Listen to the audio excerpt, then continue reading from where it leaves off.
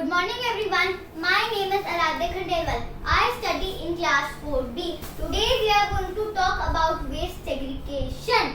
Paper, glass, metal and plastics. Everything can be recycled. That's fantastic. Now I am going to tell few things that can be recycled and reused easily. At first we have this piggy bank made of plastic bottles and I am using this for myself.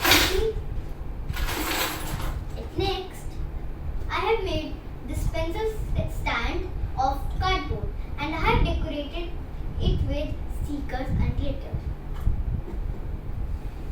At next, I have made this coaster for the mug. See? At next, we should use glass mugs instead of plastic glasses.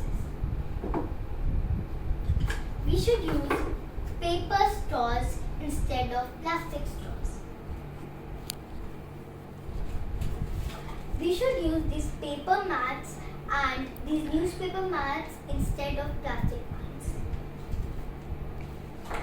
I have made this envelope with leftover paper.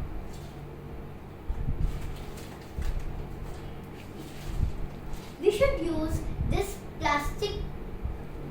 use paper bags instead of these plastic bags.